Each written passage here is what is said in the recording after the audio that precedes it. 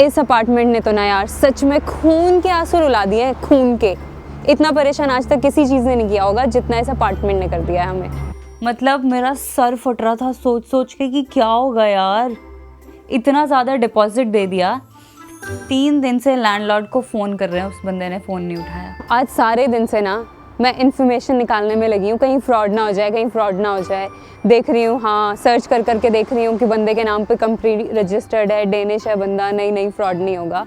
पिछले 3 महीने इतने स्ट्रेस में निकले हैं ना, इतने स्ट्रेस में कोई हिसाब नहीं है यार, परेशान हो गए सच में। अभी हमारे पास कम से कम भी 7 महीने थे अपार्टमेंट चेंज करने के लिए, लेकिन दीपू ने डिसाइड किया कि नहीं कुछ एक्साइटिंग नहीं हो रहा है लाइफ में, एक काम करता हूँ अपार्टमेंट ढूंढ लेता हूँ। एक अपार्टमेंट मिल गया, वो भी सस्ते दाम में, 7,500 डेनिश क्राउन में 3 कमरों का अपार्टमेंट, और इससे बड़ा, इसमें 2 कमरे हैं।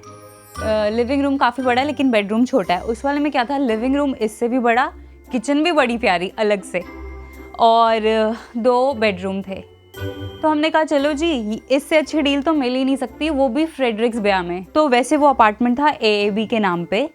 मैंने AAB को फ़ोन किया कि क्या इसी बंदे के नाम पे अपार्टमेंट है। उन्होंने बोला कि हाँ है। हमने कहा फिर तो कोई प्रॉब्लम नहीं है, फिर तो हम अपार्टमेंट रेंट पे ले सकते हैं और कॉन्ट्रैक्ट भी साइन कर सकते हैं। 25,000 डेनिश क्रोन हमने वहाँ पे डिपॉजिट दिया और कॉन्ट्रैक्ट साइन कर लिया। इस तरफ हमने कॉन्ट्रैक्ट साइन कर लिया और उस तरफ हमने अपने लैंडलॉर्ड को बोल दिया कि हम तो 3 महीने में खाली कर रहे हैं। 1 महीने तक सब कुछ स्मूथ जा रहा था, हम लोग आराम से घूम फिर रहे थे। उस दिन हम थे हॉयत आसरफ वाले मॉल में, दीपू अपने दोस्तों से फ़ोन पे बात कर रहा था। इस तरफ मुझे इसका फ़ोन आ गया कि मैं तो तुम्हें अपार्टमेंट नहीं दे सकता। मैं काँप गई, मैंने कहा यार इधर से नोटिस पीरियड सर्व कर रहे हैं और अब 2 महीने में कैसे हम अच्छा अपार्टमेंट ढूंढेंगे। तो हमने बोला भाई तो हमारे पैसे दे दे, अपार्टमेंट तो हम ढूंढ लेंगे, कौन लीगल पचड़े में पड़े, वो भी किसी और देश में, है ना। हम तो वैसे सेफ साइड चल रहे थे। उससे मिल के भी आए, अपार्टमेंट भी फिजिकली देख के आए, कॉन्ट्रैक्ट भी साइन करवाया और पेमेंट भी हमने डिजिटली करी। लेकिन फिर भी डर तो लगता ही है ना, पैसों का मामला है। हमें ऐसे टाल मटोल करने लग गया। फिर बोलता कि नहीं मेरा तो बैंक अकाउंट ब्लॉक हो गया है, मेरा मोबाइल पे ब्लॉक हो गया है। बोलता कि मैं ना रात को आपको 10 बजे आके दे देता हूँ और मेरे पास कैश है। हमने कहा चल तू 10 बजे ही आके दे दे रात को, है ना। थोड़ा सा डर भी लग रहा था। हमने कहा यार रात को 10 बजे कौन आता है किसी के घर। फिर उसका 7 बजे फ़ोन आता है शाम को कि नहीं मैं ना 10 बजे नहीं आ सकता, कि मैं 1 बजे रात को आ जाऊँगा। रात को 10 बजे आ गया वो और लेके आया सिर्फ 20,000 रुपये। बचे हुए 5,000 लौटाने के लिए जो उसने नचाया ना हमें। Sister, I'm very sick. I cannot even talk. I'm in hospital. I will call you and send your money when I feel better. I will never do fraud to you. You are like my sister. My uncle died. I'm in toilet. I cannot speak so much. I will ask my sister to send you money.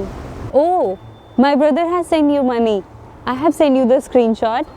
It will arrive in 2 days. तो ये सारे बहानों की deadline ख़त्म होने के बाद सीधा घर ही आ गया। मैं था घर पे, पूजा तो ऑफिस थी। कहता कि मेरे साथ ये हो गया वो हो गया, थोड़े बहुत उसने 4-5 बहाने और मारे और कहता कि 1 महीने का टाइम दे दो, अगर उसके बीच में मैंने पैसे नहीं वापस किए तो पुलिस के पास चले जाना। कहता मैन टू मैन प्रॉमिस है, पक्का दे दूँगा। मैंने कहा अच्छा ऐसा है, इसके बाद कोई बहाना नहीं चलेगा, कुछ नहीं चलेगा, सीधा हम पुलिस स्टेशन से ही तुझे कॉल करेंगे, उससे पहले कॉल नहीं करेंगे अगर तू ना आया तो महीने की डेडलाइन बीती और लकीली पैसे पूरे वापस आ गए। नहीं आते तो पता नहीं क्या करते, क्योंकि हमने अपने डेनिश दोस्त से बाद में बात करी पैसे वैसे आने के बाद, तो उसने बोला कि लिमिटेड ही ऑप्शंस थे हमारे पास एज अ रेमेडी, क्योंकि पुलिस ज़्यादा कुछ करती नहीं है फ्रॉड वाले केसेस में ना, या फिर बड़ा डिलेड एक्शन होता है या फिर एक्शन होता ही नहीं है। वो आपको डायरेक्ट करते हैं कि आप सिविल कोर्ट जाओ। सो इतनी तो बड़ी अमाउंट भी नहीं थी कि हम वकील हायर करें फिर उस पर केस करें। From that perspective of course बड़ी अमाउंट थी फॉर एन इंडिविजुअल, पर केस करने लायक मे बी नॉट श्योर। सुबह पानी का ग्लास बाद में उठाना, पहले लैपटॉप उठा के मैं ये देखती थी कि कोई नया अपार्टमेंट तो नहीं आ गया। अपार्टमेंट आया होगा तो वो अप्लाई करके मैं ऑफिस चली जाती थी और पीछे से दीपू सारा दिन अप्लाई करता रहता था नए अपार्टमेंट्स में। ऐसा हो गया था कि एक फुल टाइम जॉब हो अपार्टमेंट ढूंढना। 2 महीने हो गए थे ढूंढते ढूंढते, 10-12 ओपन हाउसेस में हम जा भी आए थे, लेकिन फिर भी अपार्टमेंट नहीं मिल रहा था। तो हमें लैंडलॉर्ड को फ़ोन करना पड़ा कि प्लीज़ एक्सटेंड कर दे। वो तो शुक्र है उसके पास कोई नया टेनेंट नहीं था, तो उसने हमें एक्सटेंशन दे दी, वरना तो बाप रे पता नहीं क्या होता।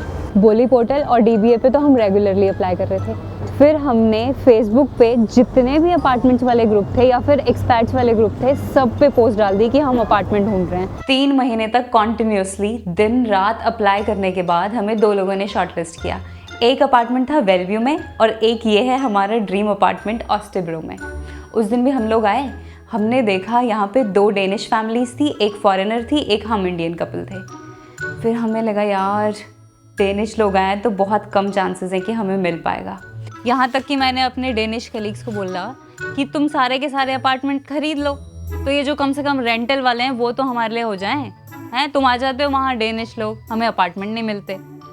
उनको भी लगा होगा कि यार ये तो बड़ी परेशान है।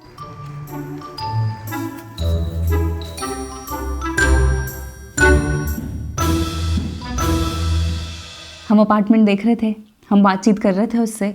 वैसे एक बंदी थी जो उससे बहुत ज़्यादा बात कर रही थी और शायद कनेक्शन बनाने की कोशिश कर रही थी। हमने देखा वो मैसेज टाइप कर रही है, लेकिन हम पहले से ही घर से मैसेज टाइप करके आए थे और हम सेंड भी कर चुके थे उससे 2 मिनट पहले। So remember the tips.